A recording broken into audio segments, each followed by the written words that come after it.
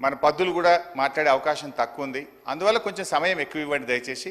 మేము ఈ రాష్ట్రం కోసం, మరి ఈ రాష్ట్ర ప్రజల భవిష్యత్తు కోసం ఈ ప్రభుత్వానికి కూడా కొన్ని మంచి సూచనలు ఇస్తాం అధ్యక్ష. కొంచెం దయచేసి ఇంటరప్షన్ లేకుండా సమయం ఇవ్వాలని విజ్ఞప్తి. అధ్యక్ష, the more a government blames others, the more it reveals its own failures and inability.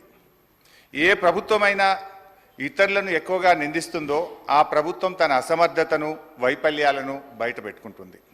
Congress ప్రభుత్వం ప్రవేశపెట్టిన బడ్జెట్ గురించి వ్యాఖ్యానించడానికి ఈ మాటలు సరిగ్గా సరిపోతాయి. బడ్జెట్ ప్రసంగం అంతా బీఆర్ఎస్ను తిట్టిపోయడం కోసం తయారు చేసినట్లుంది. ఒక రాజకీయ కరపత్రం లాగా ఉంది. బడ్జెట్ ప్రసంగానికి ఉండాల్సిన గంభీరత కానీ, దార్శనికత కానీ ఏమాత్రం కనబడలేదు అధ్యక్ష.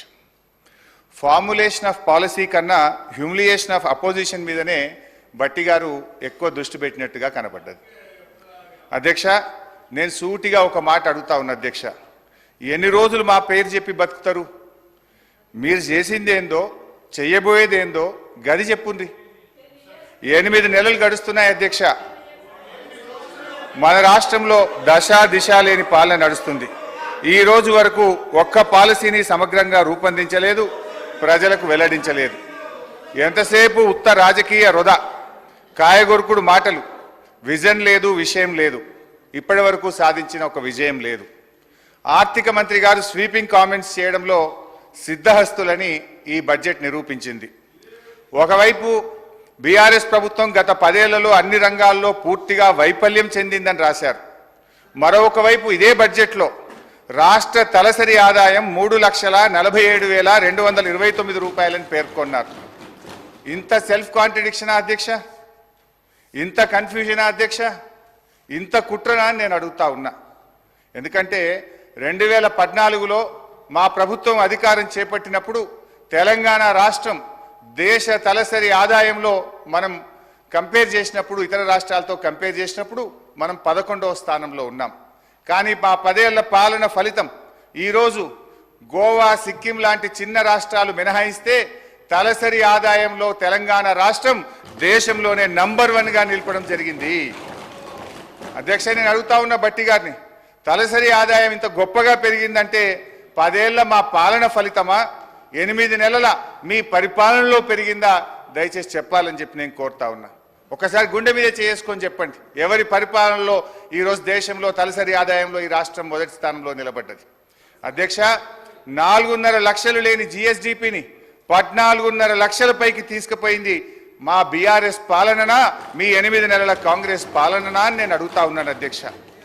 2014లో దేశ జీడిపిలకి తెలంగాణ కాంట్రిబ్యూషన్ 4.1% అయితే ఈ రోజు అది 5% పెరిగిందంటే ఇది 10 ఏళ్ల మా శ్రమ ఫలితమా, 8 నెలల మీ డ్రామా ఫలితమా అని నేను అడుగుతా ఉన్నాను అధ్యక్ష. అధ్యక్ష, 2013-14లో 1,07,00,000 ఉన్న పంటల ఉత్పత్తిని 4 కోట్ల టన్నులకు తీసుకుపోయింది మా పరిపాలన ఫలితమా, మీ 8 నెలల పాలననా అని నేను అడుగుతా ఉన్నాను అధ్యక్ష. మేం వ్యవసాయానికి ఏం చెయ్యకుండానే 4 రెట్లు ఎక్కువ పంట పండిందా? తెలంగాణ రాష్ట్రం వచ్చినాడు కరెంటు పరిస్థితి ఏంది?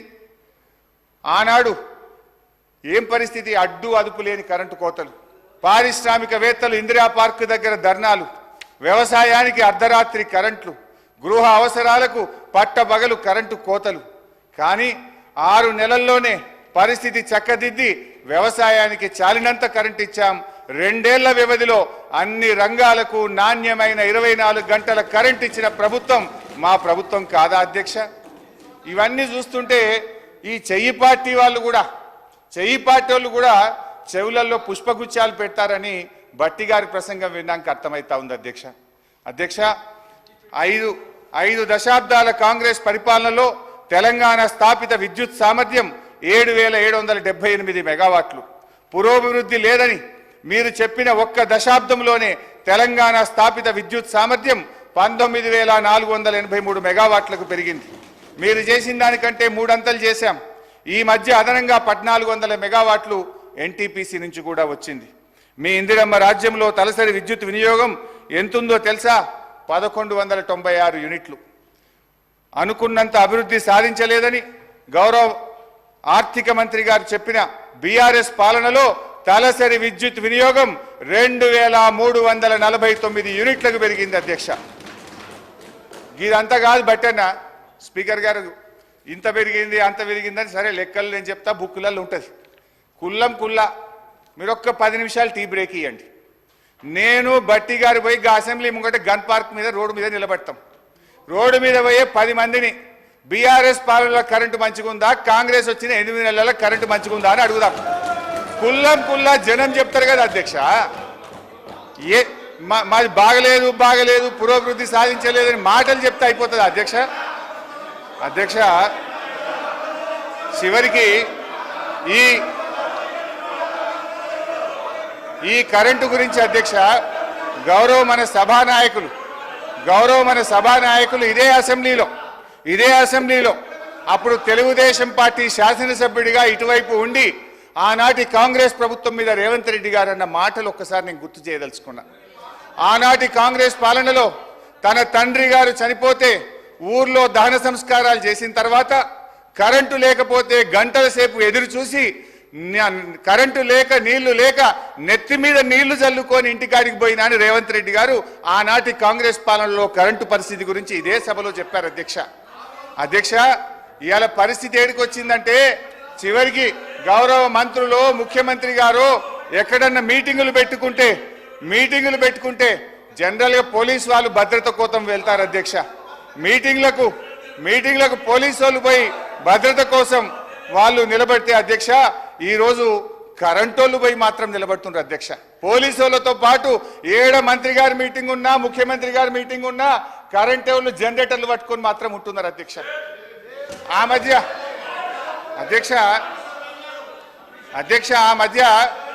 మధ్య రేవంత్ రెడ్డి గారు అప్పుడు మా పార్టీలో ఉన్న కొత్తగా ప్రభుత్వం ఏర్పడ్డాక మా పార్టీలో ఉన్న కేశవరావు గారి ఇంటికి పోయింది. ముఖ్యమంత్రి గారు లోపల పోయిండు, బయట కరెంటు పోయింది. అది పత్రికల్లో ప్రముఖంగా వచ్చింది. సరే అధ్యక్ష, ఓపిక ఇంకా చాలా చెప్పేది ఉంది రాగే. గత కాంగ్రెస్ పరిపాలనలో వృద్ధులకు ఇచ్చిన పెన్షన్ 200 రూపాయలు మేము అధికారంలో వచ్చిన వెంటనే 1000 రూపాయలు చేశాం. రెండోసారి అధికారంలో రాగానే 2000 చేశాం. మా దశాబ్ద కాలంలో ఇచ్చిన మాట ప్రకారంగా వృద్ధాప్య పెన్షన్ 200 నుంచి 2000 రూపాయలు చేశాం అధ్యక్ష. మీ సోకాల్డ్ ప్రజాపాలనలో చెప్పిన 100 రోజుల గడువు దాటిపోయింది. 4000 పెన్షన్ నాలుక మీదనే ఉన్నది. ఉన్న 2000 కూడా చక్కగా రాక అవ్వాదాతల పరిస్థితి అధోగతి అయిపోయింది అధ్యక్ష. 2021లో విడుదలైన నీతి ఆయోగ్ నివేదికలో ఏముంది అధ్యక్ష? Telangana is the 7th largest state in terms of GSDP and has clocked a CAGR of more than 11% since 2015-16. It is one of the fastest growing states in the country. The state's economy has grown at an average annual rate of more than 9% since its formation, which is significantly higher than the growth rate it had attained before its formation as a separate state. Telangana రాష్ట్రం ఏర్పడ్డ తర్వాత ఆర్థికంగా వేగంగా అభివృద్ధిని సాధించిందని నీతి ఆయోగ్ కుండబద్దలు కొట్టినట్టు చెప్పినా అనుకున్నంత పురోభివృద్ధి సాధించలేదనే ప్రచారాన్ని ఏమనాలి అధ్యక్ష? వీళ్ళ ముందు గోబల్స్ కూడా పనికిరారు. ఇది గోబల్స్ ప్రచారం కాకపోతే ఏంది అధ్యక్ష? ఆర్థిక మంత్రి గారు వాక్కునిచ్చిన పురోగతి లేని దశాబ్ద కాలములో మన కేంద్ర ప్రభుత్వం ఇచ్చిన అవార్డులు తెలంగాణ పల్లెలకు టాప్ 20లో 19 అవార్డులు తెలంగాణ రాష్ట్రానికే వచ్చినాయి అధ్యక్ష. దీన్ని బట్టి తేలేదేమిటంటే ఈ బడ్జెట్లో ఉన్నదంతా వాస్తవాల విస్మరణ, అవాస్తవాల విస్తరణ. ఈ ప్రభుత్వం ఎంత సంకుచిత వైఖరంటే దశాబ్ద కాలంలో మేము సాధించిన అద్భుతమైన ప్రగతికి సంబంధించిన వివరాలు ప్రజలకు అందుబాటులో లేకుండా చేయాలని పబ్లిక్ డొమైన్లో ఉన్న మొత్తం సమాచారాన్ని డిలీట్ చేశారు అధ్యక్ష. Government is a continuous process. మా 10 ఏళ్ల పాలనలో ఉన్న మొత్తం సమాచారాన్ని డిలీట్ చేస్తారా అధ్యక్ష? ఇంతకంటే చిల్లర వ్యవహారం ఇంకోటి ఉంటుందా అధ్యక్ష? ముఖ్యమంత్రి గారు, మీరు కంప్యూటర్ మెమొరీ నుంచి డిలీట్ చేయగలుగుతారేమో కానీ ప్రజల మెమొరీలో నుంచి డిలీట్ చేయలేరనే విషయాన్ని గుర్తుంచుకోవాలి. అధ్యక్ష, అక్షరాలను మలిపేస్తారేమో కానీ అనుభవాలను మలిపేయలేరు. అధ్యక్ష, ఈ బడ్జెట్ గురించి చెప్పాల్సినటువంటి అవసరం ఉంది అధ్యక్ష. ముఖ్యంగా బడ్జెట్లో చూస్తే అధ్యక్ష, ఆర్థిక మంత్రి గారు చాలా అందంగా చెప్పారు. వాస్తవాలకు దగ్గరగా ఉందని, నిద్రలేని రాత్రులు గడిపామని, మేము డాంబికానికి పోకుండా రియలిస్టిక్ బడ్జెట్ను ప్రవేశపెట్టామని గౌరవనీయులైన ఉప ముఖ్యమంత్రి గారు చెప్పారు. కానీ ఇది పూర్తిగా సత్యదూరం, అవాస్తవాలతో కూడుకున్నది.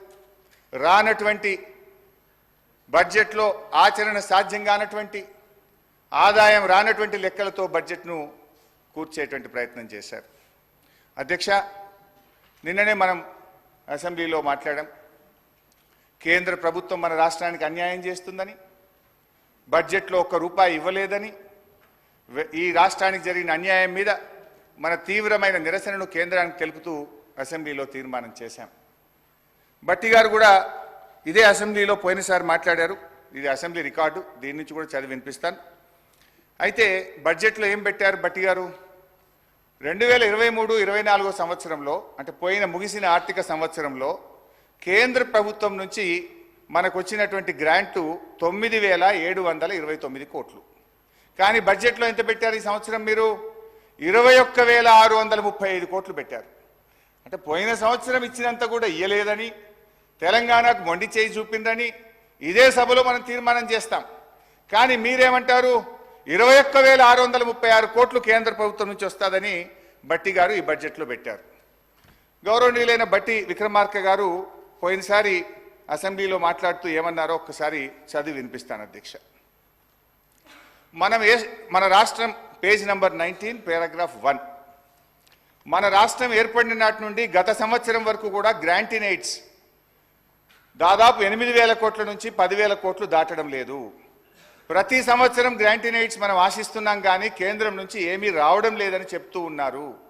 ఇది వారికి తెలిసిందే అని నన్ను ఉద్దేశించి వారు మాట్లాడారు. మరి మీకు తెలిసిందే కదా, ఇప్పుడు మీకు తెలిసిందే కదా, మరి నువ్వెట్లా పెట్టినావు 21,000 కోట్ల రూపాయలు? అంటే ఈ బడ్జెట్ అవాస్తవాలతో కూడుకున్నటువంటిది. 21,636 కోట్లు కేంద్రం నుంచి గ్రాంట్ల రూపంలో వస్తుందని ఏదైతే పెట్టారో ఇది వాస్తవాలకు దూరంగా ఉంది. ఇకపోతే అధ్యక్ష, అంటే ఇంకా బాగా అర్థం కావాలంటే భట్టి గారికి నేను సెంట్రల్ బడ్జెట్ కూడా తీసి చూశాను. ఏమైనా పెరిగిందా, నిజంగానే ఏమైనా వస్తుందా? భట్టి గారు బాగా ఆలోచించి పెడతారు కదా, ప్రతిపక్షంలో అనుభవజ్ఞులు కదా అనుకున్నా. సిఎస్ఎస్ కింద 2023-24 సంవత్సరానికి కేంద్ర ప్రభుత్వం పెట్టింది 4,60,614 కోట్లు. ఈ సంవత్సరం సిఎస్ఎస్ కింద, సెంట్రల్లీ స్పాన్సర్డ్ స్కీమ్స్ కింద రాష్ట్రాలకు ఇచ్చే డబ్బు ఈ సంవత్సరం ఎంత పెట్టారు అని చూశాను. 5,05,978 కోట్లు. అంటే గత సంవత్సరం కంటే 45,000 కోట్లు సిఎస్ఎస్లో ఎక్కువ పెట్టారు. అంటే దేశం మొత్తానికి 28 రాష్ట్రాలు కేంద్రపాలిత ప్రాంతాలకు కలిపి వాళ్ళు పెంచింది 45,000 కోట్లు. కానీ మా గౌరవనీయులైన ఆర్థిక మంత్రి గారు ఒక్క మన రాష్ట్రానికే 12,000 కోట్లు గత సంవత్సరం కంటే అదనంగా వస్తాయని పెట్టారు. ఇది సాధ్యమా అని నేను అడుగుతా ఉన్నా. ఇకపోతే ట్యాక్స్ రెవెన్యూలో చూస్తే అధ్యక్ష, పోయిన సంవత్సరం కంటే ఈసారి 26,383 కోట్లు ట్యాక్స్ రెవెన్యూ ఎక్కువ వస్తుందని వారు బడ్జెట్లో ప్రతిపాదించారు. ఇందులో ఏమంటారు? అసలు వాస్తవానికి ఇంత గ్రోత్ ఒక్కసారి రాదు అధ్యక్ష. ఒకవైపు ఆర్థిక మాంద్యం అంటున్నారు, ఇంకొక వైపు మీ కొన్ని వ్యవహారాల వల్ల రాష్ట్రంలో రియల్ ఎస్టేట్ ఆగమైపోయింది, కుదేలైపోయింది. కానీ నేను I will going to the details అధ్యక్ష. స్టాంప్స్ అండ్ చెప్తాను భాయ్ సాబ్, యూ షుడ్ హ్యావ్ పేషెన్స్. భాయ్ సాబ్, నేను 2 గంటలు అప్పులు చెప్తా, ఆస్తులు చెప్తా, నీ లిక్కర్ చెప్తా, నీ కథ అంతా చెప్తా, జర్ర ఒప్పుకోవట్టు విను. నేను మాట్లాడినాక మీకు అవకాశం ఉంటుంది, నువ్వే మాట్లాడు. నేను తప్పు చెప్తే నువ్వు సమాధానం చెప్పు, కానీ మధ్యలో రాకు. అధ్యక్ష, స్టాంప్స్ అండ్ రిజిస్ట్రేషన్ తర్వాత దీంట్లో ఏమంటారంటే, గత సంవత్సరం మనకు వచ్చింది 14,295 కోట్లు. ఈ సంవత్సరం స్టాంప్స్ అండ్ రిజిస్ట్రేషన్ ద్వారా 18,228 కోట్లు ఆదాయం వస్తుందని బడ్జెట్లో భట్టి గారు ప్రతిపాదించారు. ఎట్లా వస్తుంది? దాదాపు 4,000 కోట్లు స్టాంప్స్ అండ్ రిజిస్ట్రేషన్ ద్వారా అదనపు ఆదాయం రాష్ట్రానికి వస్తుంది, దాన్ని మేము ఖర్చు పెడతాము అన్నారు. నేను అడుగుతా ఉన్న గౌరవనీయులు భట్టి గారు, ఒకవైపు ఏమో మీరు వచ్చిన తర్వాత గత 8 మాసాలుగా చూస్తే మంత్ ఆన్ మంత్ మనకు స్టాంప్స్ అండ్ రిజిస్ట్రేషన్ ద్వారా వచ్చే ఆదాయం తగ్గుముఖం పట్టింది. ఒకవైపు ఏమో రిజిస్ట్రేషన్లు తగ్గుతూ ఉన్నాయి, రిజిస్ట్రేషన్ ఆదాయం తగ్గుముఖం పడితే ఇంకొక వైపు మీరు 4,000 కోట్లు పెరుగుతుందన్నారు. ఏ రకంగా పెంచుతారు? అంటే మీరు వ్యవసాయ భూములు, రైతుల చేతుల్లో ఉండే వ్యవసాయ భూములకు భూముల ధరలు పెంచుతారా? Registration fee పెంచుతారా? పేద మధ్యతరగతి ప్రజలు కొనుక్కునే అపార్ట్మెంట్ల మీద వాళ్ళ వాల్యూ పెంచుతారా? రిజిస్ట్రేషన్ ఫీజులు పెంచి ప్రజల మీద భారం వేస్తారా? ఏ రకంగా ఈ 4,000 కోట్లు మీరు ఆదాయాన్ని పెంచుతారో ఈ సభకు, ఈ సభ ద్వారా ప్రజలకు స్పష్టత ఇవ్వాలని గౌరవనీయులు భట్టి గారిని కోరుతా ఉన్నా. అధ్యక్ష, ఎక్సైజ్ ఇదైతే సిగ్గుతో తలదించుకోవాలి కాంగ్రెస్ పార్టీ నాయకులు. అధ్యక్ష, గత బడ్జెట్లో మంచిగా వినండి, నేను చెప్పింది విన్నాక తలదించుకోవడం తప్ప తలెత్తే పరిస్థితి ఉండదు మీకు. అధ్యక్ష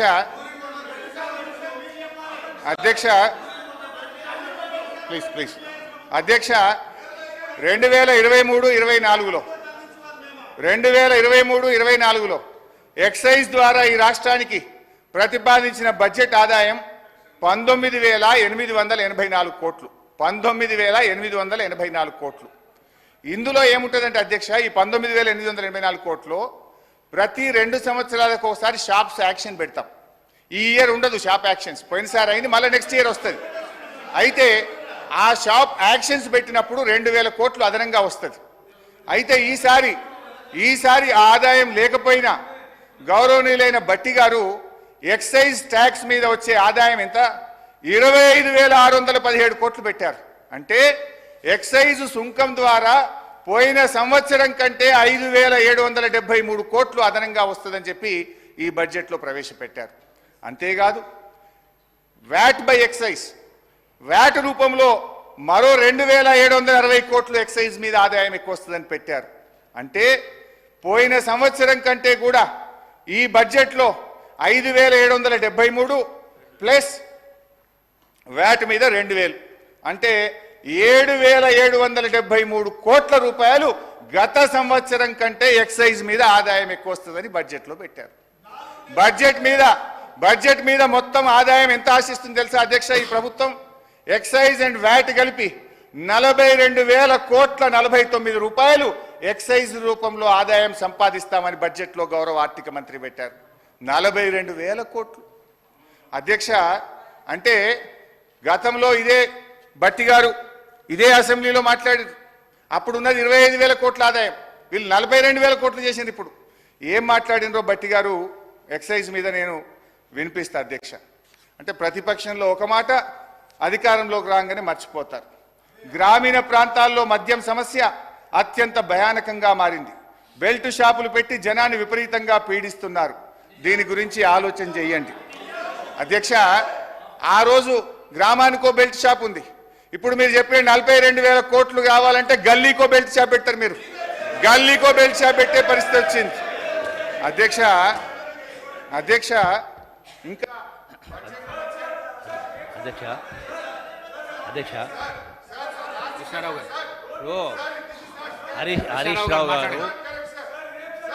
హరీష్ రావు గారు అధ్యక్ష చెప్పిన దానిలో వాస్తవికత ఎంత ఆలోచించిన అధ్యక్ష. గతంలో 2023లో 19,000 ఆదాయాన్ని మాట్లాడినారు. వాస్తవంగా ఆ లెక్కకు వస్తే 2014లో కేవలం 10,000 కోట్ల రూపాయలు ఎక్సైజ్ ఆదాయం. చివరి సంవత్సరం 2023-24 చూస్తే అధ్యక్ష 34,000 వాళ్ళ ప్రభుత్వ హయాంలో చివరి సంవత్సరము ఆదాయము 34,869 కోట్ల రూపాయలు ఆదాయం వచ్చింది అధ్యక్ష.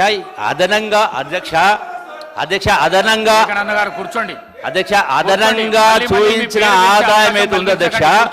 ఇది రేట్లు పెంచు కాదు అధ్యక్ష. పిల్ఫరేజెస్ టెక్నాలజీ యూజ్ చేసి అక్రమంగా కావచ్చు, అక్రమంగా ఇక్కడి నుంచి ఇతర రాష్ట్రాలకు వచ్చి ఇక్కడ రావడం కాదు, వచ్చేటువంటి దానిలో టెక్నాలజీని యూజ్ చేసి Disturb చేయకండి. ప్రిఫరేజ్ తగ్గించి వివేకానంద గారు తగ్గించి disturb చేయకండి. రాష్ట్ర ఆదాయం పెంచు అధ్యక్ష. మీరు అడిగిన రేట్లు దానికి పెంచు, మంత్రి బిల్డ్ షాపులు పెంచు జవాబిస్తున్నాడు. కాదు అధ్యక్ష. ఈ వాస్తవాన్ని గ్రహించాలని కోరుతా ఉన్నాను అధ్యక్ష. సార్ గౌరవ స్పీకర్ గారు ఒక్క సబ్మిషన్ సార్, ఒక్క సబ్మిషన్ సార్. హరీష్ రావు గారు మీరేమన్నారు? సబ్జెక్ట్ వచ్చినప్పుడు ఆ కన్సల్ట్ మినిస్టర్ మాట్లాడడానికి అవకాశం ఉన్నదండి. మీ లెక్కల ప్రకారము వారిచ్చే సమాధానాన్ని మీరు కూడా వినాలి. వివేకానంద గారు మీరు సభా సమయాన్ని వృధా చేయొద్దు ప్లీజ్. అంత జోష్కు రాకండి మీరు ప్లీజ్. హరీష్ రావు గారు sir, speaker sir, LA minister గారు ఉన్నారు, అనుభవజ్ఞులైన ఉప ముఖ్యమంత్రి గారు ఉన్నారు. సార్, ఇది బడ్జెట్ మీద చర్చ. అబ్జెక్షన్ ఉంటే ఎల్ఏ మినిస్టర్ కానీ డిప్యూటీ సీఎం ఫైనాన్స్ కానీ లేవాలి అధ్యక్ష. రేపు పద్దుల మీద చర్చ ఉంది.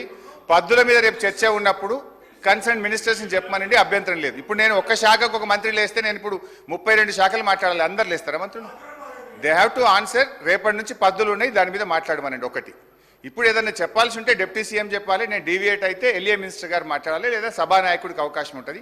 దయచేసి మినిస్టర్స్ నుంచి ఇంటరప్షన్ లేకుండా చూడండి.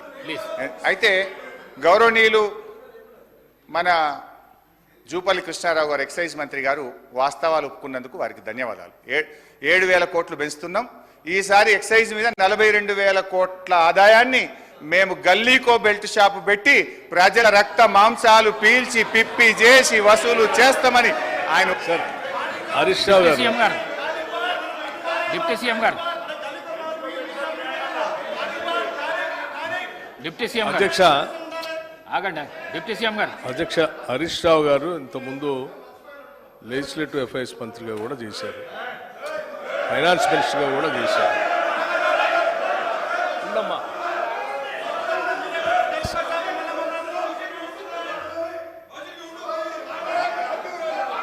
శ్రీహరి గారు సభలో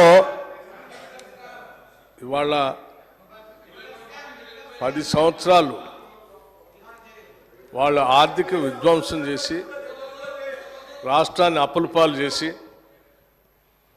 అసలు ఈ రాష్ట్రంలో పనిచేస్తున్నటువంటి ఉద్యోగస్తులకి జీతాలు కూడా ఇవ్వలేనటువంటి కటకటలాడే పరిస్థితులు ఈ రాష్ట్రాన్ని నెట్టేస్తే ఇప్పుడే కొద్దిగా ఘాట్లో పెట్టి నెల మొదటి తారీఖున వాళ్ళ జీతాలు ఇస్తూ ఇటు వ్యవసాయాన్ని, సంక్షేమాన్ని, పరిశ్రమల్ని, హైదరాబాద్ నగరాన్ని, మహిళల్ని, యువతని అందరినీ దృష్టిలో పెట్టుకొని ఒక ఆలోచనాభరితమైనటువంటి బడ్జెట్ను ప్రవేశపెడితే రాష్ట్ర వ్యాప్తంగా ప్రజలందరూ హర్షిస్తూ ఉన్నారు. కానీ హరీష్ రావు గారు ఒక్కడికి మాత్రం చాలా కంటగింపుగా ఉంది అధ్యక్ష. ఏంది రాష్ట్రాన్ని బాగు చేయటం కోసం ఇట్లా బడ్జెట్ పెడతా ఉన్నారు, మాలాగా ఆదాయాన్నంతా రకరకాల మార్గాల్లో ఖాళీ చేస్తే అయిపోయేది కదా, ఇదేంది అని వారు మాట్లాడుతూ మేము వాస్తవాలే మాట్లాడతాం, మాదంతా విన్న తర్వాత మీరు చెప్పండి అన్నారు. నేను సైలెంట్ కూర్చొని రాసుకుంటున్నాను. ఏం చెప్పారు? లేచి ఎక్సైజ్ మంత్రి గారట లేచారట, వారు 7,000 కోట్ల ఆదాయాన్ని పెంచడానికి గల్లీ బెల్ట్ షాప్ పెడతాం, మేము పెంచుతామని వారు చెప్పారట. ఇప్పుడే కదా అందరు విన్నారు కదా అధ్యక్ష, ఆ మాట ఏమన్నా అన్నారా వారు? ఇంతకంటే అన్యాయంగా ఉన్నది లేనట్టు లేనిది ఉన్నట్టు ఈ రాష్ట్ర ప్రజలకి భ్రమలు కల్పించి 10 ఏళ్ళు రాష్ట్రాన్ని సర్వనాశనం చేశారు. ఇప్పుడు మళ్ళీ మొదలుపెట్టారు. 5 నిమిషాల్లోనే భ్రమలు కల్పించడానికి ప్రయత్నం చేస్తున్నారు. ఇది ఎక్కడ అన్యాయం అధ్యక్ష? మీరు వాస్తవాలు జాగ్రత్తగా రాష్ట్ర ప్రయోజనాల కోసం క్రిటికల్ ఎనాలిటికల్గా మేము పెట్టిన బడ్జెట్ మీద ఇగో దీన్ని పెట్టారు, ఈ శాఖకి ఇది సరిపోలేదు, ఈ శాఖకి తగ్గించారు, ఈ శాఖ పెంచారు, దీనివల్ల యువతకు నష్టం అవుతుంది, దీనివల్ల 72,000 కోట్లు పెట్టడం వల్ల వ్యవసాయానికి నష్టం జరుగుతుంది, అంత పెట్టకుండా ఉండాల్సి ఉండే, మాలాగా ఏదో 15,000-20,000 కోట్లు పెడితే బాగుండేది, లేకపోతే హైదరాబాద్ నగరానికి 10,000 కోట్లు పెట్టారు, ఎందుకు పెట్టారు అనవసరం, దీన్ని గాలికి వదిలేస్తే మాలాగా కొద్ది వర్షం రాగానే మొత్తం మురుగునీళ్ళంతా రోడ్డు మీదకి వచ్చి ఇబ్బంది పడేవాళ్ళు, అట్లా చేయాలి. కానీ ఇదంతా ఏందని చెప్తే కొద్దిగా బాగుంది. ఇవన్నీ వదిలేసి ఏదేదో మాట్లాడుతున్నాం. నేను ఇప్పటికి కూడా చెప్తా ఉన్నాం, మీరు చెప్పేదాన్ని ప్రతిదాన్ని వింటా ఉన్నాం. అసలు మేము ఏమనుకున్నాము, ఇంత బాగా బడ్జెట్ పెట్టాము. సరే ఈ బడ్జెట్ మీద నిన్న వారు బడ్జెట్ వినడానికి వచ్చారు కదా, ఎల్ఓపి గారు వచ్చారు కదా, వాళ్ళు వచ్చి ఏమైనా మాట్లాడతారేమో, ఏమైనా ఉంటే విని సమాధానం చెప్దాం అనుకున్నాం. వారు రాలేదు. రాకపోగా వీరు మాత్రం అన్నీ వారు రాలేదు, బాధ్యత లేదని దీని ద్వారానే స్పష్టంగా అర్థమవుతుంది. వాళ్ళు ఏదో మాట్లాడరు కాబట్టి గుడ్డగాల్చి మీదేసిపోదామనంటే ఎట్లండి? ఇది కరెక్ట్ కాదు హరీష్ రావు గారు. మీరు పద్ధతిగా మాట్లాడినా మేము డెఫినెట్గా సమాధానం చెప్పడానికి సిద్ధంగా ఉన్నాడు. సో ఫైనల్గా బట్టి గారు కూడా డిస్ప్యూట్ చేయలే. ఒక విషయంలో మాత్రం ఎక్సైజ్ మంత్రి గారైనా ఉప ముఖ్యమంత్రి గారైనా 7,200 కోట్లు ఈ గత సంవత్సరం కంటే ఈ సంవత్సరం 7,200 కోట్ల రూపాయలు. సార్ మేము మళ్ళీ చెప్తా ఉన్నాను సార్, ఇట్లా సభను తప్పుదోవ పట్టించడానికి కానీ ఈ రాష్ట్ర ప్రజల్ని తప్పుదోవ పట్టించడానికి కానీ ప్రయత్నం చేస్తే ఇది సరైన పద్ధతి కాదు అధ్యక్ష. నేను మళ్ళొకసారి వారికి విజ్ఞప్తి చేస్తూ ఉన్నాను. నేనటో ఒప్పుకున్నాను అటు వారు చెప్పిన దానికి. ఏ ఒప్పుకున్నాను అధ్యక్ష? మీ ముందే కదా మాట్లాడింది. అంటే ఇంతకంటే పచ్చిగా నేను అనకూడదు మరి అబద్ధం అని, ఇంతకంటే సత్యదూరమైనటువంటి మాటలు ఎంత భయంకరంగా ఇట్లే భ్రమలు కల్పిస్తే ఎట్లా అధ్యక్ష?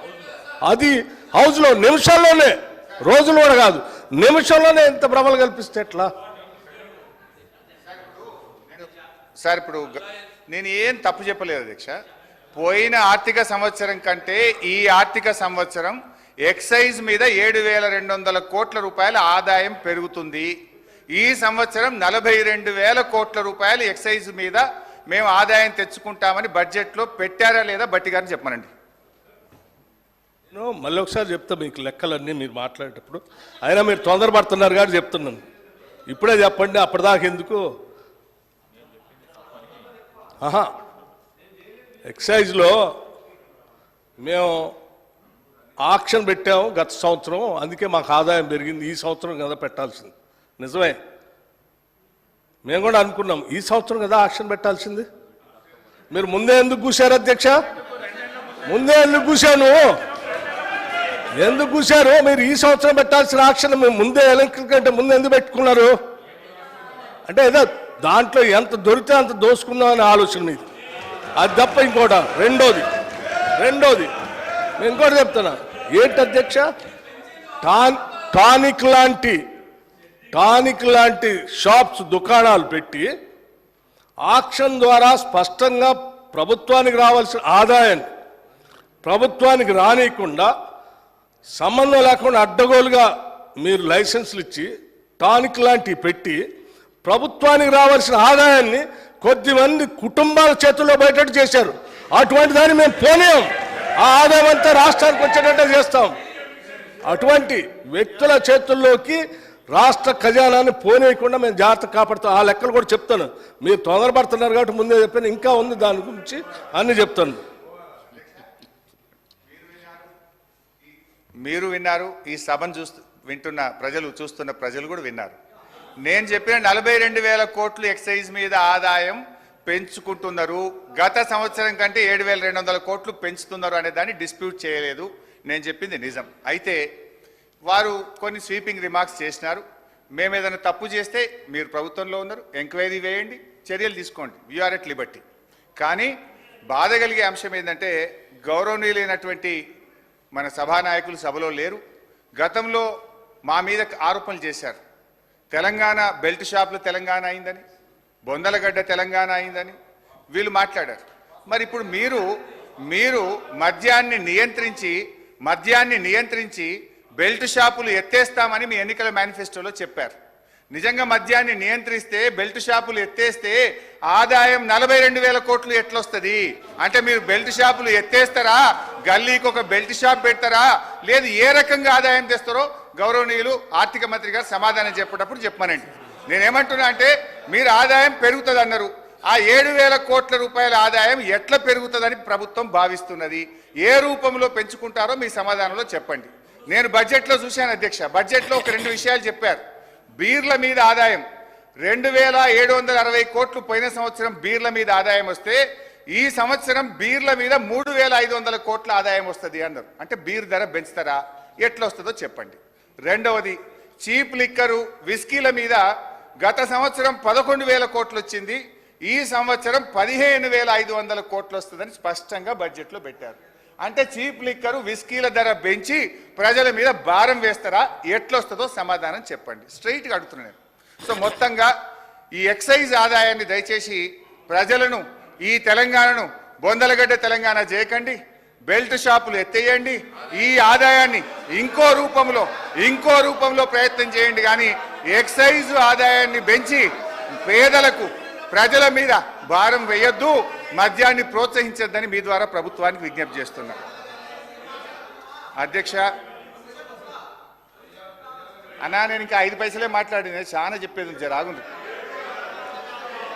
అధ్యక్ష, ఇకపోతే బడ్జెట్లో బైసాబ్ కొత్త సభ్యులు చాలా మంది ఉన్నారు. నేనేం గర్వంగా ఫీల్ అయితలేను. నాకు కూడా అర్థం కావడానికి 10 ఏళ్ళు పట్టింది. వినండి, వింటే మీకు కూడా నాలెడ్జ్ వస్తుంది. ఫ్యూచర్లో మీరు కూడా బాగా మాట్లాడడానికి ఉపయోగపడుతుంది. నేను చెప్పే దాంట్లో తప్పు ఉంటే you will get an opportunity. Congress party తరఫున కూడా 2 సభ్యులు మాట్లాడడానికి అవకాశం ఉంటుంది. నా తప్పులు ఉంటే మీరు ఎత్తి చూపండి, మాట్లాడండి. వినడం ద్వారా మేము కూడా ఈ సభలో అక్కడ కూర్చొని విని నేర్చుకున్న వాళ్ళమే. చాలా సందర్భాలు ఎవరికి ఈ సభలో రాగానే నాలెడ్జ్ రాదు. వినడం ద్వారా మనం అర్థం చేసుకొని నాలెడ్జ్ అనేది గెయిన్ చేయాలి. కొంచెం ఓపికగా వింటే మీకు కూడా ఉపయోగపడుతుంది. నేను తప్పుంటే మీరు చెప్పండి. Don't disturb me please. అధ్యక్ష నాన్ ట్యాక్స్ రెవెన్యూ భాయ్ సాబ్, నేను మంచిగా బడ్జెట్ మీద మాట్లాడుతున్నా, డిస్టర్బ్ చేయకండి. Non tax revenue speaker sir, సభను ఆర్డర్లో పెట్టండి సార్. నేను ఆర్డర్లో మాట్లాడుతున్నా, మంచిగా వాళ్ళని ఆర్డర్లో పెట్టండి సార్ కొద్దిగా. నాన్ ట్యాక్స్ రెవెన్యూలో పోయిన సంవత్సరం మనకు వచ్చింది 23,819 కోట్లు. ఈ సంవత్సరం గౌరవనీయులైన ఆర్థిక మంత్రి గారు 35,208 కోట్లు నాన్ ట్యాక్స్ రెవెన్యూ వస్తుందని బడ్జెట్లో పెట్టారు. నాన్ ట్యాక్స్ రెవెన్యూలో మనకు ఉండేది మేజర్గా రాష్ట్రానికి వచ్చేది ఒక మైనింగ్. అధ్యక్ష, అఫ్ కోర్స్ ఆ మైనింగ్లో కూడా చాలా ఎక్కువ పెట్టినారు, 1,000-2,000 కోట్లు. అదంతా ప్రాక్టికల్గా లేదు. ఒకవైపు బిల్డింగ్ కన్స్ట్రక్షన్ యాక్టివిటీ తగ్గింది, శాండ్ సేల్స్ తగ్గినాయి, మెటల్ సేల్స్ తగ్గినాయి, గ్రానైట్ కరీంనగర్ అయితే మొత్తం బంద్ అయిపోయింది. సరే, అది అంత ఈజీగా లేదు. క్యాపిటల్ ఎక్స్పెండిచర్ చాలా తక్కువ పెట్టిన బడ్జెట్లో. అది ఒక రకంగా మైనింగ్లో మీరు పెట్టిన ఆదాయం కూడా అంత రియలిస్టిక్గా లేదు. ఇకపోతే అన్నిటికంటే ముఖ్యమైనది, ఇది బహుశా మా సభ్యులు మంచిగా వినాలి. మేము గతంలో రెవెన్యూ రిసోర్స్ మొబిలైజేషన్ కింద ఒక 6,000 కోట్ల రూపాయల భూములు అమ్మాం. రాష్ట్రంలో రైతులకు రుణమాఫీ చేయాలని మేము భూములు అమ్మాం.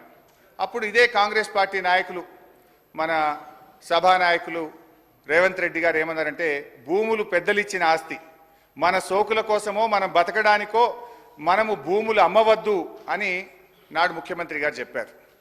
ఇక మా బట్టన్న కూడా ఇదే సభలో మాట్లాడుతూ చాలా తీవ్రమైన ఆరోపణలు మా మీద ఒంటికాల మీద లేచిండు. ఇదే శ్రీధర్ బాబు గారు, బట్టి విక్రమార్క గారు, మీరు భూములు ఎట్లా అమ్ముతారు, భూములు అమ్ముతారా అని కోట్లల్లో కేసులు వేసిండ్రు, సభలు తిట్టిండ్రు, బయట తెచ్చిండ్రు, రచ్చరచ్చ చేసిండ్రు. కానీ ఈ బడ్జెట్లో ఏం పెట్టారు తెలుసా అధ్యక్ష? 10,000 కోట్ల రూపాయలు భూములు అమ్మడం ద్వారా రెవెన్యూ సమీకరిస్తామని గౌరవనీయులైన ఆర్థిక మంత్రి గారు చెప్పారు. Is it not dual stand? Is it not double standards? ఆ రోజేమో భూములు అమ్మితే వ్యతిరేకిస్తారు, మేము అమ్మింది కొద్దిగా, మీరైతే ఏకంగా 24,000 కోట్లు మేము భూములు అమ్మడం ద్వారా ప్రత్యేకంగా సాధిస్తామని బడ్జెట్లో పెట్టారు. అధ్యక్ష, బడ్జెట్లో ఏం పెట్టారు? 10,000 కోట్ల రూపాయలు భూములు అమ్మి సాధిస్తారట, మరో 14,000 కోట్లు అడిషనల్ రెవెన్యూ మొబిలైజేషన్ అని పేర్కొన్నారు. నేను అంటున్నా, శాసనసభ కంటే పెద్దదేంది అధ్యక్ష? ఏంటిది ఆ 14,000 కోట్లు అడిషనల్ రెవెన్యూ మొబిలైజేషన్? ఏ రకంగా వస్తుంది? మీరు ఈ సభకు కూడా చెప్పనంత బ్రహ్మ పదార్థం ఏంది? ఆర్థిక మంత్రి గారు సమాధానం చెప్పేటప్పుడు ఈ 10,000 ఎట్లా, ఏ భూములు అమ్ముతారు, ఏ రకంగా అమ్ముతారు, ఈ 14,000 కోట్లు అడిషనల్ రెవెన్యూ మొబిలైజేషన్ ఏ రకంగా వస్తుంది, ఈ 24,000 కోట్ల రూపాయలు ఎట్లా చేస్తారో కూడా వారి సమాధానంలో చెప్పాలని నేను కోరుతా ఉన్నా. అధ్యక్ష, ఈ భూములు అమ్మడం వద్దని మీరు మాట్లాడారు. నిజంగా మీ మాట మీద మీకు గౌరవం ఉంటే, ఆనాడు మీరు చెప్పిన మాట నిజమైతే దీన్ని ఉపసంహరించుకోవాలని చెప్పి కూడా మీ ద్వారా విజ్ఞప్తి చేస్తా ఉన్నా. అధ్యక్ష, మొత్తంగా నాన్ ట్యాక్స్ రెవెన్యూ 35,000 కోట్లు, అందులో 24,000 కోట్లు భూములు అమ్ముతారట. మరి ఎట్లా అమ్ముతుందా? ఒకవైపు ఆర్థిక మాంద్యం ఉంది. హైదరాబాద్లో ఎవరైనా పెళ్లికో ఆరోగ్యపరంగానో అర్జెంటుగా ప్లాట్ అమ్ముకుందామంటే అమ్మని పరిస్థితి వచ్చింది. సరే దానికి కారణాలు మీరే, దాన్ని లోతుకుపోతే అది మళ్ళీ పాలిటిక్స్ అవుతుంది, కానీ ఇంకోసారి మాట్లాడతారు. అధ్యక్ష, అంటే ఓవరాల్గా చూస్తే గ్రాంటీన్ ఎయిడ్ కేంద్ర ప్రభుత్వం నుంచి వచ్చే దాంట్లో 12,000 కోట్లు ఎక్కువ పెట్టుకున్నారు. అదేవిధంగా నాన్ ట్యాక్స్ రెవెన్యూలో కూడా రానటువంటి 35,000 కోట్ల రూపాయలు పెట్టే ప్రయత్నం చేశారు. ట్యాక్స్ రెవెన్యూలో అటు ఎక్సైజ్లో 7,000 కోట్లు ఆదాయం పెంచుతామంటారు, స్టాంప్స్ అండ్ రిజిస్ట్రేషన్లో 4,000 కోట్లు పెంచుతామంటారు. అంటే ఇవన్నీ కూడా అన్రియలిస్టిక్గా బడ్జెట్ ప్రిపరేషన్ అనేటువంటిది జరిగిందనేటువంటిది జరుగుతూ ఉంది. అధ్యక్ష, బాధ ఏంటంటే అధ్యక్ష, ఒకవైపేమో రానటువంటి ఆచరణ సాధ్యం కానటువంటి ఆదాయాన్ని ఎక్కువ చేసి చూపించే ప్రయత్నం చేశారు, అంకెల కూర్పు చేశారు. ఇంకొక వైపేమో తప్పకుండా ఖర్చు పెట్టాల్సినటువంటి డబ్బు దాన్నేమో తక్కువ చేసి చూపే ప్రయత్నం చేశారు. అధ్యక్ష, మనం అందరం చూసాం, ఈవెన్ బడ్జెట్ బుక్లో బడ్జెట్ గారి బట్టి ప్రసంగంలో వారు ఏం చెప్పారు, ఏకకాలంలో రుణమాఫీకి 31,000 కోట్ల రూపాయలతో మేము చేస్తున్నామని బడ్జెట్ ప్రసంగంలో చెప్పారు. నేను ఇంటికి వెళ్ళిన తర్వాత వాళ్ళు ఇచ్చిన పెన్ డ్రైవ్ ఓపెన్ చేసి మరి 31,000 కోట్లు ఏడబెట్టినరు, ఎట్లా పెట్టినరు మొత్తం లెక్క చూస్తే అది ఎస్సీ సప్లైన్ల కొంత, ఎస్టీ సప్లైన్ల కొంత, జనరల్ల కొంత మొత్తం పెట్టినరు. చాలా డీటెయిల్గా మొత్తం చూసిన, మొత్తం తీస్తే ఏమొచ్చిందంటే అధ్యక్ష 26,000 కోట్లు మాత్రమే వస్తున్నది. అసలు చెప్పిందేమో రుణమాఫీకి ఒక దశలో 41,000 అన్నారు, 35 అన్నారు, 31 అన్నారు. మరి బడ్జెట్లో చూస్తే మాత్రం 26,000 కోట్లే పెట్టిండ్రు. అంటే మరి మిగతా 5,000 కోట్లు ఏం జరగాలి, ఎక్కడి నుంచి ఇస్తారు? లేదు ఈ సంవత్సరం ఇవ్వకుండా నెక్స్ట్ ఇయర్ ఇస్తారా? లేదు కోతలు పెట్టినారు కదా, చాలా కోతలు పెట్టినారు రుణమాఫీ విషయంలో. లైక్ రేషన్ కార్డ్ అని, పిఎం కిసాన్ అని, ఎన్పిఏ అకౌంట్స్ అని, రీషెడ్యూల్ అకౌంట్స్ అని రకరకాలుగా కోతలు పెడతా ఉన్నారు. మరి కోతలతోనే ఏమైనా 31 నుంచి 25,000కు తగ్గిస్తారా? వారి సమాధానంలో స్పష్టత ఇవ్వాలని గౌరవనీయులు భట్టి గారిని నేను మీ ద్వారా కోరుతున్నాను. అధ్యక్ష, ఇంకొక బాధ కలిగేది ఏంటంటే అధ్యక్ష, డిసెంబర్ 9 నాడు రుణమాఫీ చేస్తామని ప్రభుత్వం చెప్పింది. సరే వారికి ఆర్థిక వెసులుబాటు కలగలేదా, కారణాలు ఏదైనా, ఇప్పుడు 15 ఆగస్టు లోపు చేస్తామంటున్నారు. కానీ బ్యాంకుల్లో ఏం జరుగుతుందంటే అధ్యక్ష, 9th డిసెంబర్ వరకే వడ్డీ చెల్లించి 9th డిసెంబర్ నుంచి జూలై వరకు ఉన్నటువంటి అప్పును రైతులే కట్టాలి అని చెప్పి బ్యాంకు వాళ్ళు ఆ వడ్డీని రైతుల నుంచి వసూలు చేస్తున్నారు. ఇప్పుడు ఎందుకంటే మీరు ఆలస్యం చేసిరు, డిసెంబర్ 9 అని ఆగస్టు 15కు రుణమాఫీని ఆలస్యం చేసింది మీరు. మొదటి సంతకం అన్నారు, మొదటి రోజు చేస్తామన్నారు, కారణాలు ఏదైనా 15 ఆగస్టు అన్నారు. ఆలస్య కారణం మీరు, వడ్డీ రైతులు ఎందుకు చెల్లించాలి అని అడుగుతా ఉన్నా. ఒక చిన్న ఎగ్జాంపుల్ నేను మీకు తెలియజేస్తున్నా అధ్యక్ష. ఇది మెదక్ జిల్లా నర్సాపూర్ నియోజకవర్గము, రైతు పేరు సాధు ఆంజనేయులు, కొత్తపేట గ్రామం. అధ్యక్ష, ఆయనకున్న అప్పు 90,879. 90,879 డిసెంబర్ 9 నాడు ఉండే. మీరు 90,879 మాఫీ చేసిండ్రు, ఆయనకు మెసేజ్ వచ్చింది. సంతోషంగా బ్యాంకుకు పోయింది. బ్యాంక్ అధికారి, ఇది ఆయన బ్యాంక్ అధికారి రాసిచ్చింది అధ్యక్ష, ఆయన పెన్ రైటింగ్ ఇది ఆ రైతు కట్టిన రిసిప్ట్. బ్యాంక్ అధికారి ఏమన్నాడు, బాబు డిసెంబర్ 9 నాటికి వడ్డీ రాష్ట్ర ప్రభుత్వం ఇచ్చింది, డిసెంబర్ 9 నుంచి ఈరోజు జూలై 22 వరకు వడ్డీ 9,000 రూపాయలు అయింది. ఆ వడ్డీ 9,000 నువ్వు కడితేనే రుణమాఫీ చేస్తామని బ్యాంక్ అధికారి రాసిచ్చిండు. ఇగో ఆ రైతు 9,000 కట్టి తెచ్చుకున్న రిసిప్ట్. అంటే మీరు ఆలస్యం చేసి రైతుల మీద వడ్డీ భారం వేయడం న్యాయమా? దీని మీద ఆర్థిక మంత్రి గారు తన సమాధానంలో చెప్పాలి. ఇది ఒక్కటే కాదు, ఇట్లాంటి చాలా ఎగ్జాంపుల్స్ నేను నా దగ్గర. కరీంనగర్ జిల్లా కోహెడ మండల రైతులు కూడా రోడ్డెక్కి ఈ వడ్డీ భారం మా మీద ఎందుకు వేస్తున్నారని ధర్నాలు చేసిండ్రు. I request Honorable Finance Minister, while he is giving the reply, he should clarify this. అధ్యక్ష, ఇకపోతే ఆరోగ్యశ్రీ హెల్త్ డిపార్ట్మెంట్. అధ్యక్ష, ఆరోగ్యశ్రీలో ప్రభుత్వం కొన్ని నిర్ణయాలు తీసుకున్నట్టుగా పత్రికల్లో చూసాం. మేము ఆరోగ్యశ్రీ రేట్స్ను 20% పెంచామో నిర్ణయం తీసుకున్నారు, మంచిదే. ఇంకా కొన్ని వ్యాధులను కూడా యాడ్ చేశామని చెప్పారు, ఇంకా మంచిదే. 5 లక్షల నుంచి 10 లక్షల రూపాయలకు ఆరోగ్యశ్రీ యొక్క దాని స్కేల్ కూడా పెంచాం, 10 లక్షల దాకా ఉచిత వైద్యం చేసుకోవచ్చు అన్నారు, చాలా మంచిది. కానీ బడ్జెట్ చూస్తే పోయినసారి మేము 1,101 కోటి రూపాయలు పెడితే ఈసారి తగ్గించి 1,065 కోట్లు పెట్టారు. ఇది ఎట్లా సాధ్యమైంది? మీరు వ్యాధుల సంఖ్య పెంచి 5 లక్షల్ని 10 లక్షలకు పెంచి 20% రేట్లు పెంచి బడ్జెట్ తగ్గిస్తే ఇది ఆచరణ సాధ్యమేనా అని నేను అడుగుతా ఉన్నా. అధ్యక్ష, ఇక్కడ ఒక చిన్న విషయం ప్రభుత్వం దృష్టికి తెస్తా ఉన్నా. గవర్నమెంట్లు అనేటువంటివి వస్తూ ఉంటాయి, పోతూ ఉంటాయి, ప్రభుత్వాలు మారుతుంటాయి, ఎవరం కూడా పర్మనెంట్ కాదు. మా ప్రభుత్వం వచ్చినప్పుడు గౌరవనీయులు కేసీఆర్ గారు ముఖ్యమంత్రిగా కూర్చొని ఒక మాట అన్నారు అధ్యక్ష. గౌరవనీయులు అప్పటి మాజీ దివంగత ముఖ్యమంత్రి వైఎస్ రాజశేఖర రెడ్డి గారు ప్రవేశపెట్టినటువంటి ఆరోగ్యశ్రీ పథకం చాలా మంచి పథకము. మా ప్రభుత్వం పేరు కూడా మార్చకుండా యథావిధిగా ఆ పథకాన్ని కొనసాగిస్తామని చెప్పాం. 10 ఏళ్ళు కొనసాగించాం. అదేవిధంగా వైఎస్ రాజశేఖర రెడ్డి గారు ప్రారంభించినటువంటి ఫీజు రియంబర్స్మెంట్ కానీ 108 కానీ ఇలాంటి మంచి పనులను సభా వేదికగా ముఖ్యమంత్రి గారు ఆనాటి ముఖ్యమంత్రి కేసీఆర్ గారు మెచ్చుకున్నారు. ఆ పథకాలను మేము కొనసాగించాం. కానీ మీరు కేసీఆర్ కిట్ అనే పథకం ఉన్నది, అది చాలా మంచి పథకం. దాని ద్వారా మన రాష్ట్రం IMR, MMR infant mortality rate, mother mortality rate గణనీయంగా తగ్గి దేశంలోనే అతి తక్కువ మాతా శిశు మరణాలు నమోదు చేసిన రాష్ట్రంగా 3వ స్థానంలో తెలంగాణను మేము నిలిపాం. అంటే నేను ఒకటే కోరుతున్నా, ఒకవేళ మీకు కేసీఆర్ అనే పేరు ఇష్టం లేకపోతే పేరు మార్చుకోండి, మాకేం అభ్యంతరం లేదు. కానీ దయచేసి న్యూట్రిషన్ కిట్, కేసీఆర్ కిట్ అనే పథకాలను కొనసాగించండి.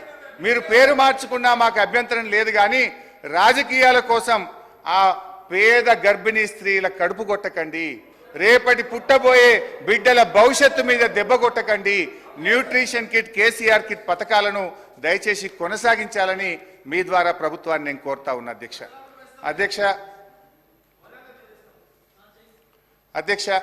ఇంకొక ప్రధానమైన విషయం, అప్పుల విషయంలో పదే మా ప్రభుత్వం మీద బురద జల్లే ప్రయత్నం చేశారు. అయితే నేను గౌరవనీయులు భట్టి గారు నేను చెప్పేది విని వారి సమాధానంలో ఒకవేళ నేను తప్పైతే వారు క్లారిఫికేషన్ ఇవ్వాలని కోరుతా ఉన్నా. ఇది సభలో ఆ రోజు ప్రవేశపెట్టిన తెలంగాణ రాష్ట్ర ఆర్థిక శ్వేతపత్రం.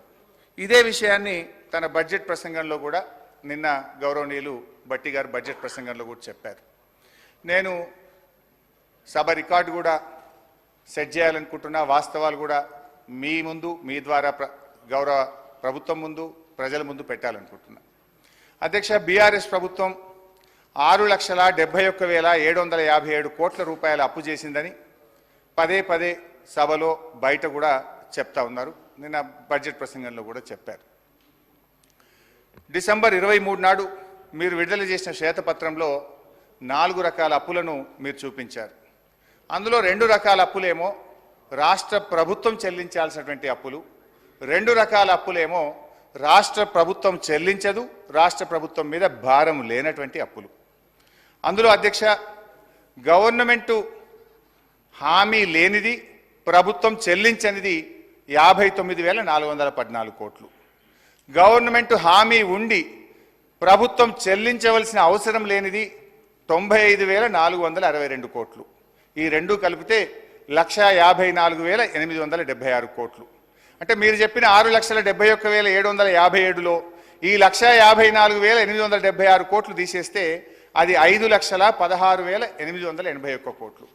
దీంట్లో మా ప్రభుత్వం ఏర్పడే నాటికే చేసినటువంటి అప్పులు మాకు వారసత్వంగా వచ్చింది 72,658 కోట్లు.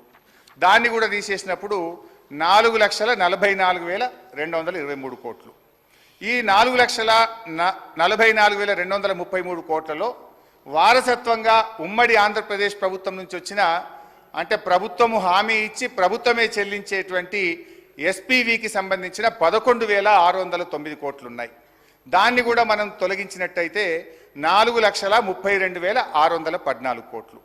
మీరు శ్వేతపత్రంలో కూడా కొంచెం ఇంటెలిజెంట్గా పెట్టారు.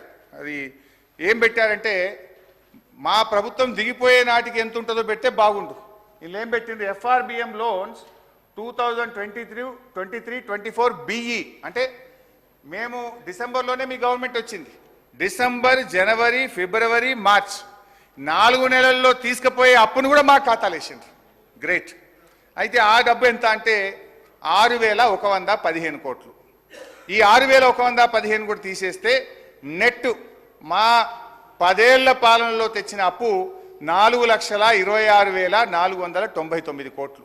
వాస్తవం ఇదైతే ఒకవైపు 7,000 కోట్లు 7,000 కోట్లు అని చెప్పి ఒక 7 లక్షల కోట్లని దుష్ప్రచారం చేస్తూ ఉన్నారు. అయితే ఇక్కడ అధ్యక్ష కొన్ని విషయాలు కూడా వారికి చాలా అనుభవం ఉంది, సభలో కూడా ఉన్నారు. నేను అక్కడ ఆర్థిక మంత్రిగా ఉన్నప్పుడు అనేక సందర్భాల్లో బట్టి విక్రమార్క గారు సిఎల్పి నాయకుడిగా మాట్లాడుతుండేవారు. ఈ 4,26,499 కోట్లలో కూడా కొన్ని ప్రత్యేకమైన పరిస్థితులు, కేంద్ర ప్రభుత్వ నిర్ణయాలు, కరోనా లాంటి ప్రపంచమే గడగడలాడి దేశం మొత్తం గడగడలాడినటువంటి ఒక ప్రత్యేక పరిస్థితి 2 సంవత్సరాలు వరుసగా మనం ఎదుర్కొన్నాం. ఈ 4,26,499 కోట్లలో అధ్యక్ష వాస్తవానికి ఏం జరిగింది? కేంద్ర ప్రభుత్వం 2 నిర్ణయాలు తీసుకున్నది. ఒకటి, డిస్కామ్ల అప్పులన్నీ రాష్ట్ర ప్రభుత్వాలే తీసుకోవాలని పార్లమెంట్లో చట్టం చేసి బలవంతంగా రాష్ట్ర ప్రభుత్వాల మీద ఉదయ్ అనేటువంటి పథకాన్ని తెచ్చి రుద్దారు. అట్లా మనకు 9,000 కోట్లు కేంద్ర నిర్ణయం వల్ల రాష్ట్రం మీద అప్పు భారం పడ్డది. 2, 14వ ఆర్థిక సంఘం నుంచి రాష్ట్రానికి గ్రాంట్గా రావాల్సిన డబ్బు, దేశంలో డబ్బు లేదు, కొంత ఇబ్బంది ఉన్నది, గ్రాంట్కు బదులు మీరు అప్పు తెచ్చుకోండి అని ఓ 2,459 కోట్లకు ప్రత్యేకంగా కేంద్ర ప్రభుత్వం దేశం మొత్తం నిర్ణయం తీసుకున్నది. తెలంగాణ కోసం కూడా గ్రాంట్గా రావాల్సింది బడ్జెట్లో పెట్టుకున్నది, గ్రాంట్గా ఇవ్వకుండా అప్పు తెచ్చుకోమని కేంద్ర ప్రభుత్వం నిర్ణయం తీసుకుంటే అదొకటి మన మీద భారం పడ్డది. రెండిటికంటే ముఖ్యం, సరే కేంద్ర విధానపరమైన నిర్ణయాల వల్ల దాదాపు 11-12 కోట్లు మన రాష్ట్రం మీద భారం పడ్డది. రెండవది కరోనా. మనం ఎప్పుడైనా జిఎస్డిపిలో 3% అప్పే తెచ్చుకుంటాం, కానీ కరోనా వచ్చినప్పుడు దేశం మొత్తం కూడా ఆర్థిక మాంద్యం వచ్చింది, ప్రజలకు ఉపాధి అవకాశాలు దెబ్బతిన్నాయి. ఈ దేశ భవిష్యత్తును దృష్టిలో పెట్టుకొని, రాష్ట్రాల్లో ప్రజల భవిష్యత్తును దృష్టి పెట్టుకొని కేంద్ర ప్రభుత్వం ఏం చేసిందంటే 2 సంవత్సరాలు వరుసగా అదనపు ఎఫ్ఆర్బిఎం ఇచ్చి మీరు క్యాపిటల్ ఎక్స్పెండిచర్ చేయండి, ఖర్చు పెట్టండి, ఆర్థిక అభివృద్ధికి తోడ్పడుతుంది, డబ్బు చలామణిలో లేకపోతే ప్రజలకు ఇబ్బంది అవుతుందని 2020-21లో 1.75% అదనంగా జిఎస్డిపి అప్పు తెచ్చుకోవాలని 17,558 కోట్లు కరోనా మొదటి సంవత్సరంలో తేవాల్సి వచ్చింది. కరోనా రెండవ సంవత్సరంలో 1% 10,784 కోట్లు తేవాల్సి వచ్చింది. అంటే ఈ వరుసగా 2 ఏళ్ల కరోనా వల్ల ఒక 28,000 కోట్లు, ఒక 12,000 కోట్లు కేంద్ర ప్రభుత్వం యొక్క విధానపరమైన నిర్ణయాల వల్ల, ఈ 2 కలిపితే దాదాపు అనివార్యంగా 41,159 కోట్లు కరోనా మరియు కేంద్ర ప్రభుత్వ నిర్ణయాల వల్ల మనం అదనంగా తీసుకోవాల్సి వచ్చింది. అంటే ఈ 41,000 కోట్లు కూడా తీసేస్తే నార్మల్ ప్లాన్లో 10 ఏళ్ల మా పాలనలో మేము చేసిన రాష్ట్ర ప్రభుత్వం కట్టే అప్పు ఎంత అంటే 3,85,340 కోట్లుగా తేలింది. కానీ మీరు తిమ్మిని బమ్మి చేసి వాస్తవాలను వక్రీకరించి 7 లక్షల కోట్ల అప్పు చేసిందని చెప్పి ప్రజల దృష్టిలో మీరు తెస్తా ఉన్నారు అధ్యక్ష. ఇన్ఫ్యాక్ట్ ఇక్కడ ఇంకొక విషయం కూడా చెప్పాలి అధ్యక్ష, అప్పులు ఎడాపెడా చేశామని, ఎక్కడ దొరికితే అక్కడ తెచ్చామని చేశారు, కానీ మేము బాధ్యతతో చేశాం. మేము ఆస్తుల కల్పన కోసం చేశాం. అవకాశాలున్నా మేము అప్పులు తీసుకోలేదు.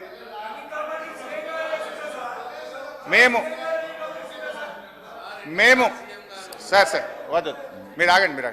నేను బాధ్యతతో చెప్తున్నాను అధ్యక్ష, కేంద్ర ప్రభుత్వము మీరు విద్యుత్ సంస్కరణలు చేయండి, 5 ఏళ్ల పాటు ఏటా 0.5% ఎఫ్ఆర్బిఎం అదనంగా ఇస్తామన్నారు. అంటే 30,000 కోట్లు తెచ్చుకునే అవకాశం ఉంది.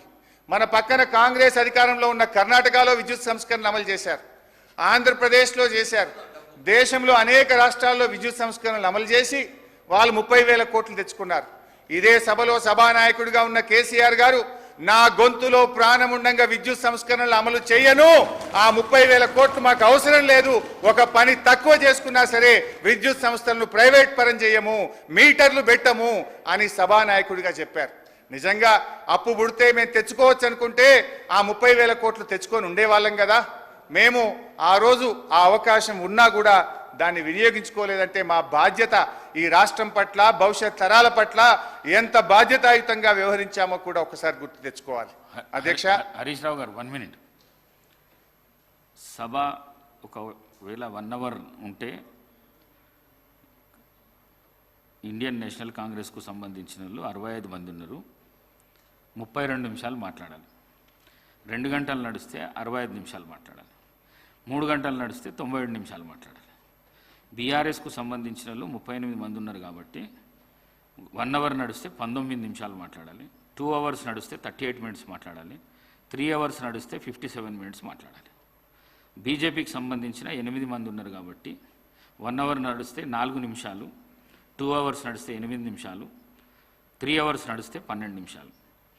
ఎంఐఎంకు సంబంధించిన 7 మెంబర్లు ఉన్నారు కాబట్టి 1 అవర్ నడిస్తే 4 నిమిషాలు, 2 అవర్స్ నడిస్తే 7 నిమిషాలు, 3 అవర్స్ నడిస్తే 11 నిమిషాలు. సిపిఐకి సంబంధించిన 1 మెంబర్ ఉన్నాడు కాబట్టి గంట నడిస్తే 1 నిమిషము, 2 గంటలు నడిస్తే 2 నిమిషాలు, 3 గంటలు నడిస్తే 3 నిమిషాలు. ఇది ఒరిజినల్గా సభ ముందున్న సమయం ఇది. మరి అన్ని పార్టీల సభ్యులు ఇంకా మాట్లాడాలి, మరి దానికి డిప్యూటీ సీఎం గారు రిప్లై ఇవ్వాలి, మరి ఇక్కడ మాట్లాడిన ఎగువ సభకు కూడా పంపించాలి, అక్కడ కూడా రిప్లై ఇవ్వాలి. కావున దయచేసి త్వరగా ముగించాలని చెప్పేసి హరీష్ రావు గారిని కోరడమైనది.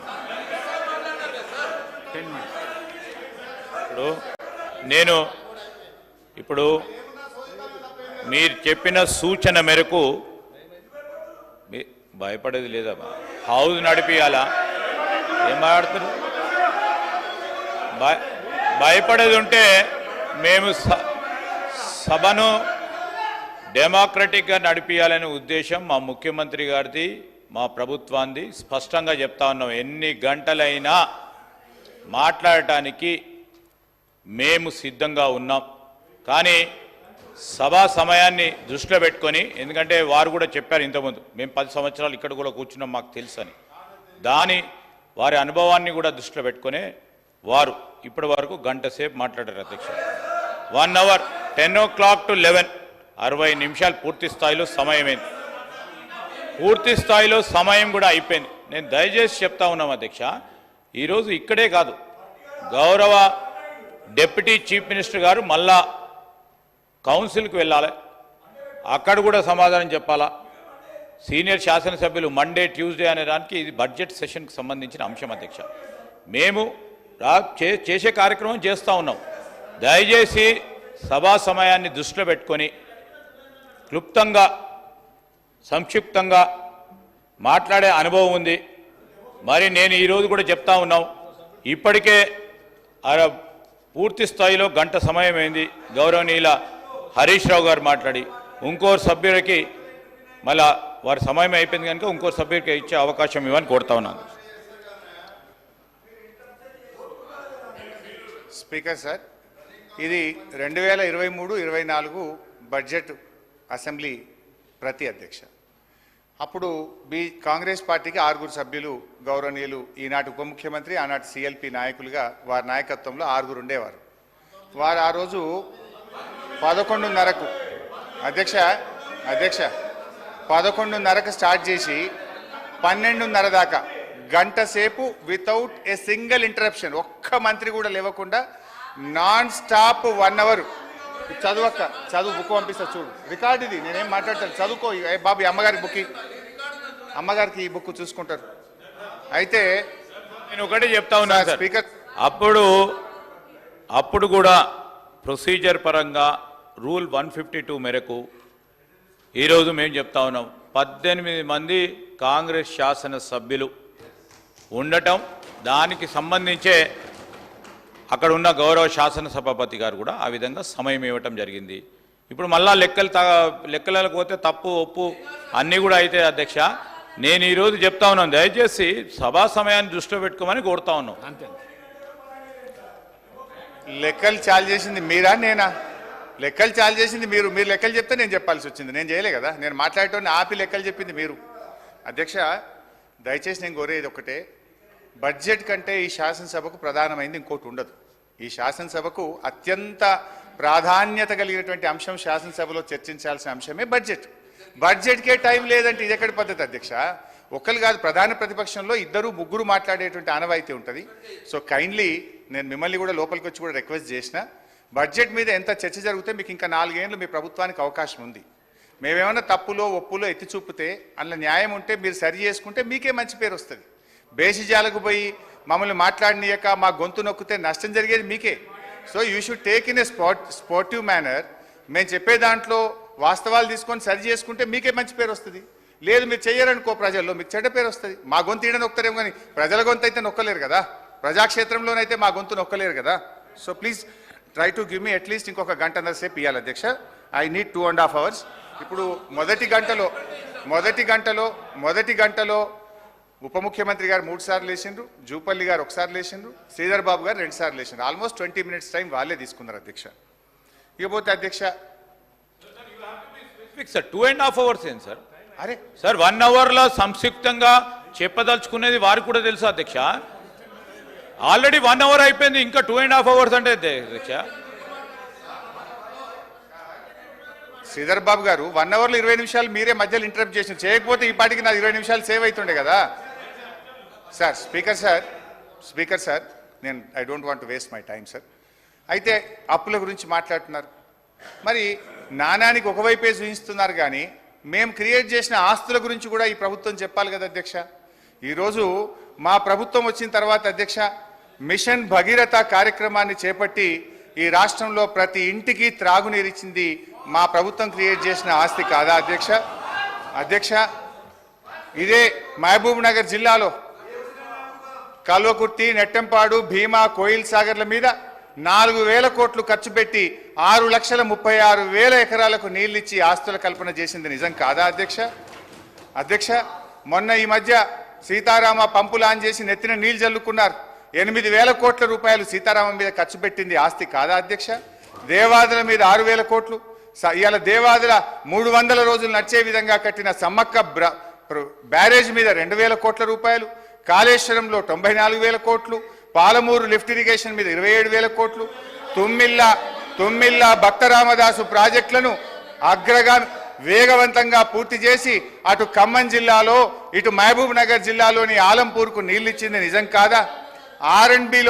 ఆర్ఎండ్బి డిపార్ట్మెంట్లో మా 10 ఏళ్ల కాలంలో 8,200 కిలోమీటర్ల డబుల్ లైన్ రోడ్ చేసింది ఈ రాష్ట్రానికి మేము క్రియేట్ చేసిన ఆస్తి కాదా? 321 కిలోమీటర్ల 4 లైన్ రోడ్డు, 382 బ్రిడ్జిలు, దేవాలయాలు, యాదాద్రితో పాటు దేవాలయాల నిర్మాణం మీద 2,800 కోట్లు ఖర్చు పెట్టింది ఈ ప్రజలకు ఈ రాష్ట్రానికి ఆస్తి కాదా?